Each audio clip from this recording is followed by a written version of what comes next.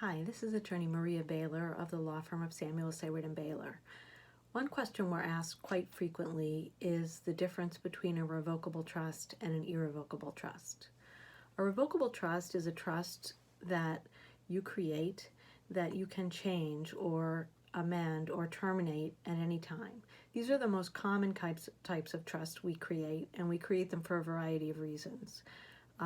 Revocable trusts can be used to avoid probate at death. If you transfer assets into a revocable trust during your lifetime and they are owned by the trust at the time of your death, they will avoid a probate proceeding. We also use revocable trusts to hold assets that we want to be managed for beneficiaries after the death of the creator of the trust. For example, for minor children, or for a beneficiary with special needs, or a beneficiary who might have substance abuse issues, or just someone who's a little less mature and needs some help managing money or the assets that they are going to inherit. So we also use revocable trusts for estate tax savings purposes. For married couples, we can create 2 revocable trusts, one for each spouse, and put assets into the name of those trusts while the spouses are alive. When one spouse passes away, the assets in that spouse's trust becomes irrevocable, and the assets in that trust are sheltered from estate tax when the surviving spouse passes away.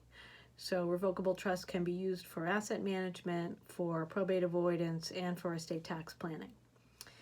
An irrevocable trust is a trust that is irrevocable when it's created.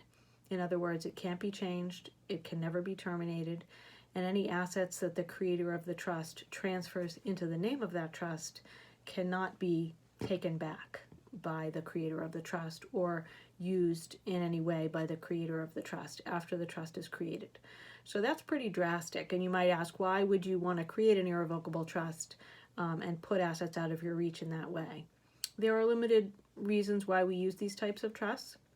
One is for estate tax planning purposes. So if you transfer assets into an irrevocable trust, you no longer own the asset, and that can be beneficial when you die because those assets won't be part of your estate for estate tax purposes, and you will have saved your heirs estate tax on the value of those assets.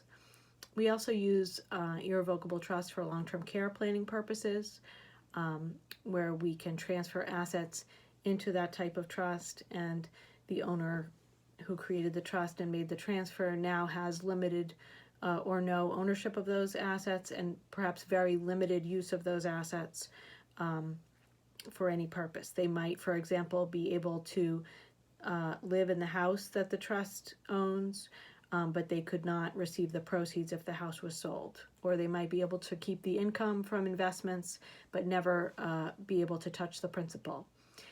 That has an advantage for long-term care qualification purposes, and also when you pass away, if you do receive Medicaid or Mass Health benefits, those assets cannot be reached to satisfy any claim that the state might have against the value of your estate. Irrevocable life insurance trusts are another common type of irrevocable trust that's used to shelter the death benefit of life insurance from estate taxes at death. So that's a little bit of a summary of what a revocable trust is and what an irrevocable trust is and the reason we use them. If you have any questions about whether these types of trusts are appropriate for you, or want to discuss any of this further, we're always happy to do that with you. Please give our office a call, and we're happy to talk.